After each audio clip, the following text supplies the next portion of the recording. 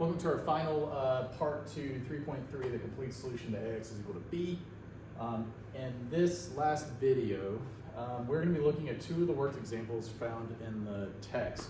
The first one being 3.3a, and then we'll look at 3.3c, the last one. I primarily want to focus on the ones where we're actually doing some of the procedures. I've outlined 3.3a here, so if you don't have the textbook, this is essentially what we're going through and doing. We have a system of equations. Notice it's essentially creating a 3x4. We have essentially in R3, but with four columns, so we have four variables, and trying to work within that system. If I were set this up as AX is equal to B, X again being X1, X2, X3, and X4, I'm solving for B, which is just a general B1, B2, B3. We can create this augmented matrix. And later, just to go ahead and make a point of this now, because I'll probably jump straight to it when we get to that problem, because the book actually does, and it can be kind of confusing. Right now, we're going to refer to B1, B2, B3 as just a general B vector solution to the original equation system, specifically.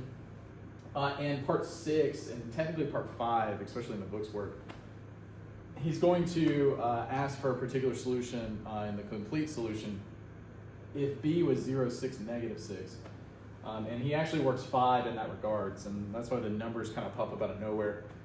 He's referencing that problem in 6. And so depending on time, we'll probably solve the system, leaving it in terms of B1, B2, B3, so I think it's very doable, and showing that, and then we'll actually let B1 be 0, B2 be 6, and B3 be negative 6, and go through and find that information. But just to walk through my reasoning, my process, so you can kind of see it to accompany, again, what you find in the text and what you see in my notes. So when we're solving a system like this, step 1, we want to reduce this into an upper triangular matrix. And so we can see how that, all of this kind of comes together. And so looking at this matrix, one of the first things I want to do, find my first pivot point. We need to zero out each of these entries below. We'll zero both of these entries out at the same time just to kind of conserve space. I'll have to do a lot of erasing. Probably erase this. We're going to replace row 2 with row 2 minus 2 row 1. Then replace row 3 with row 3. Oops, row 3 minus 3 row 1. This will give us pretty close to the matrix composition we want. Just to extend this out, actually. Kind of preparing because of what B's will look like on this side. First row is going to stay the same, so 1, 2, 3, 5, and B1. And then here, though, we'll start getting the zeros. So 0 first entry, 4 minus 2, 0, 8 minus 6, 2, 12 minus 10, so 2. And then B2 minus 2B1, so B2 minus 2B1. And then finally, in this next one, 3 minus 3 is going to be 0, 6 minus 6, 0, 7 minus 9, so negative 2, and then 13 minus 15, so negative 2.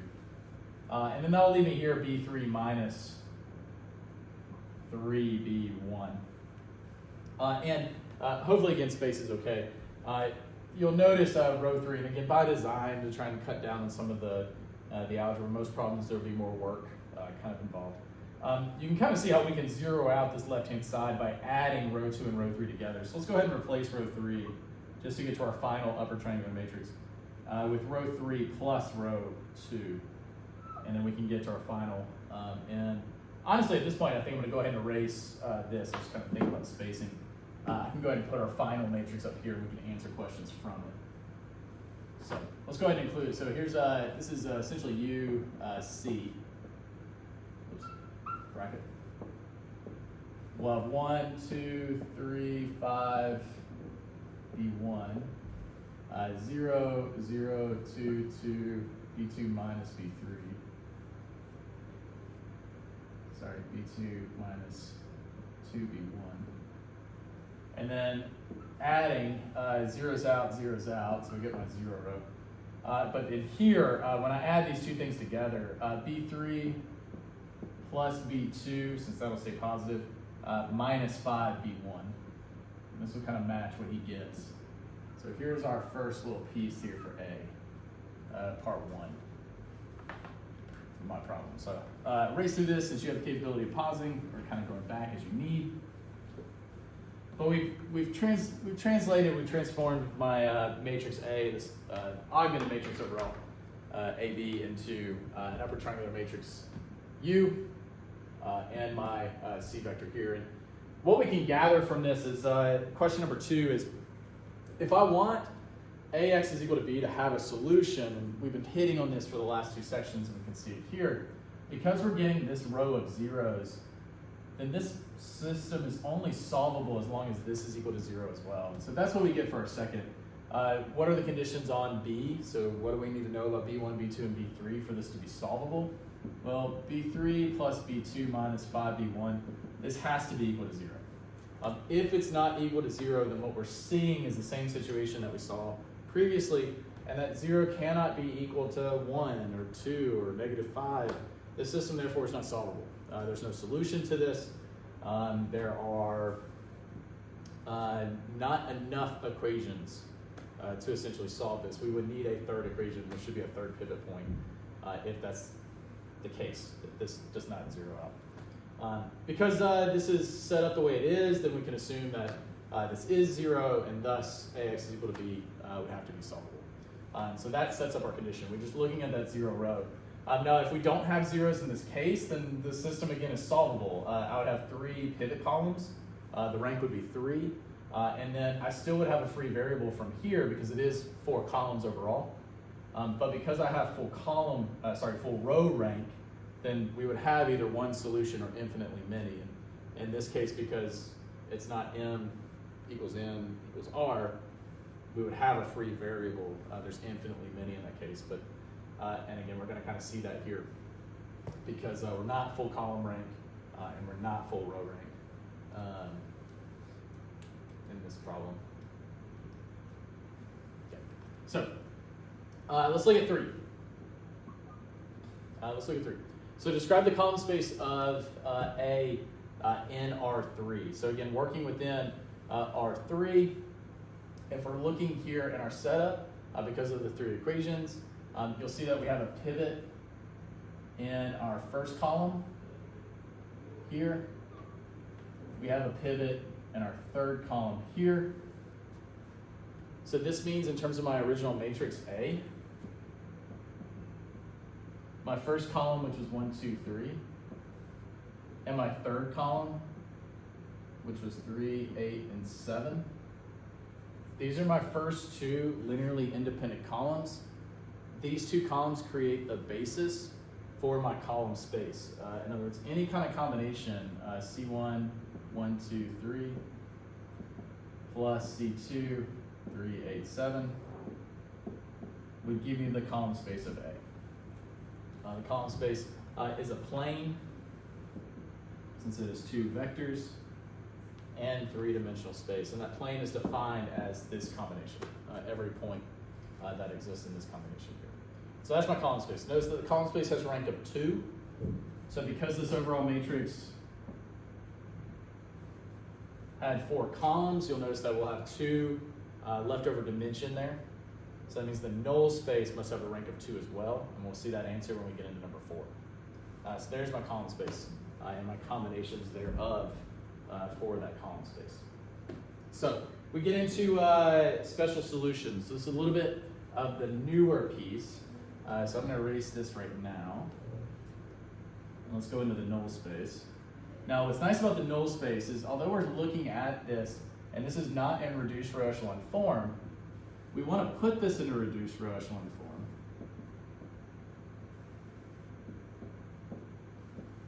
But because we're finding the null space, we're setting this equal to 0 and trying to find the solutions to this at 0. So we can actually disregard the b's to make our life a little bit easier in going through and doing this. Notice I want to replace row 2 here. This is our goal. I want to replace row 2 here by dividing everything by 2. So I'm going to go ahead and make that manual change now. And then I can fully put this into reduced row echelon form by multiplying the second row by 3 and subtracting from row 1. So replacing row 1 with row 1 minus 3 row 2. And when I do this, we'll get 1, 0, 0, 2, 0, 0. Here, 0, 1, 0. And then 5 minus 3 will give me 2, 1, 0, 0, 0, 0. And so identifying here essentially creates my equations. Right, if I think about this as x1, x2, x3, and x4, we can find our first solution, our first special solution to this, by going through and allowing one of the parameters to be 1 and the other free parameter to be 0, since I have 2. x2 and x4 are both my free variables, they're my free parameters. And so if I look at the first equation, if I have x1 plus 2x2 plus 2x4 is equal to 0, if I let x2 be equal to 1 and x4 be 0, this term would 0 out. We let x2 be 1. Then this tells me that x1 must be equal to negative 2, and x3 is automatically 0. And we have our first special solution in terms of the null space. We get negative 2, 1, 0, 0. And again, just notice that in terms of my second column here for that, it's the opposite of the entry here. So I get negative 2 in the x1 spot, I get a 1 for that free parameter, and then I have a 0 and then a 0, because we have nothing else with that in particular here. We let the other parameter be 0. So that gets the first one. All right, to find the second one, the process that we did is now, find S2, now we're going to let x2 be 0 and let x4 be 1. And now as I'm reading this one off, when I'm looking at this x4 column, notice this is kind of identifying the opposites and what's going to be what. Because if I look at this first equation, this becomes x1, this zeroes out, that's a 0, so plus 2x4, which is just 2. This equation becomes x3 plus x4 is equal to 0, but again, x4 is 1. We already know x2 and x4, so solving this, we can find the other two. x2 is negative 2, x3 is equal to negative 1. Now the reason why I didn't go through and do this second one when we were doing this first solution is that, remember, x3, well, x4 was 0, and so if I have x3, then x3 is 0. So I didn't even go through and write it out to determine that. And that's what made x3 0. You could do the same process here. Now, I have though my second solution. So x1 is, again here, negative 2. We have x2 is 0, x3 is negative 1, and then x4 is positive 1. And notice again how when I look at this column, we get 2, this corresponds to x3, and then x4, right? This corresponding to x1. So you're kind of looking at those column entries and taking the opposite. But when we're talking about our null space, these vectors create essentially the basis. They're the right amount of columns that we need to form the null space. I like this definition when we get into the next section of a basis is not too many and not too few, right? It's the number that's just right. It's like the Goldilocks number. Because when we talk about when we talk about null space is all of the linear combinations. It's the space that gets created by going through and adding and subtracting all of these vectors together. Well, which vectors need to be added and subtracted? Well, it's these that we found right here. So if I go through it again and I say, okay, well, C1, just another constant or another scalar. If I multiply this with negative 2, 1, 0, 0, and I add this with a C2 times negative 2, 0, negative 1, 1, this will create the null space. The null space consists of the span of these two vectors. Remember, span is the word we use when we talk about these linear combinations. It's the shorthand. So we don't have to say that anymore. We can say that these two vectors span the null space. They create that null space there. And so that answers our description in R4. It is all of the combinations of these four vectors. These two vectors to create that space numbers. So our final 5 and 6 kind of end up going together. We want to reduce UC into R naught D, which we've kind of gone through and did. We have the combination right here. Now, if we did that, if I go back to our original here,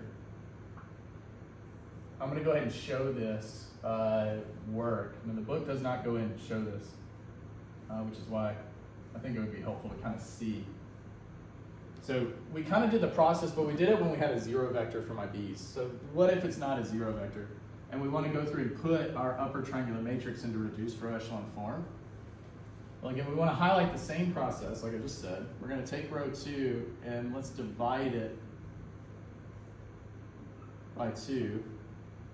So divide this by 2. This will make it 1, 1. This becomes b2 over 2, and this just becomes b1. Again, fractions kind of suck, but still fractions. It's not terrible. So now, just like what we did when we were putting this, trying to answer the null space question in 4, we want to take row 1 and replace it with row 1 minus 3 row 2. And so if I do this process, this is what's going to take us down to R not D. We'll be in reduced row echelon form with the row zeros. But the D, again, will help outline what our solutions forms will take, in particular the particular solution, quite literally, in the null space we already have for the x in. So we'll highlight that when we get there. So now, just to show the math, when I reduce this, the first row, 1, 0, 0, so first row stays the same for the first two entries, 2, 0, 0. Here, zero's out again. Again, we already found this. 5 minus 3 is 2, 1, 0. The difference is we just need to apply the operations here.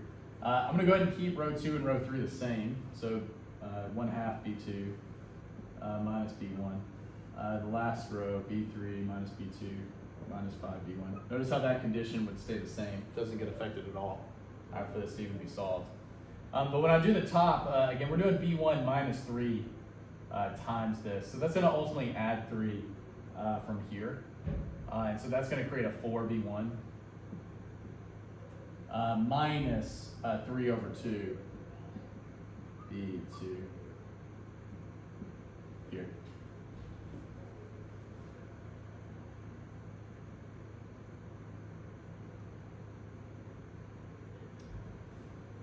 So the format we have now, kind of outlines what my solutions would look like if I knew what b1, b2, and b3 were. Again, we know that this has to be set equal to 0.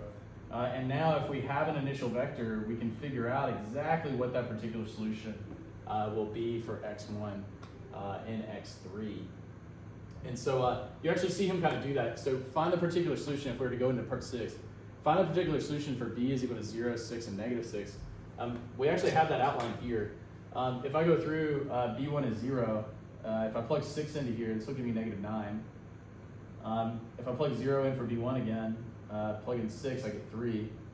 And then here, if we go through and do the math, 0 is out. 6 minus 6 is 0. We end up getting this particular 2, 0, 0, 0, 1, 0, 2, 1, 0. Again, 9 minus, or what, negative 9? Negative 9. 6, yeah. Oops. Negative 9, 3, and then 0. Right, 0's out like we need it to.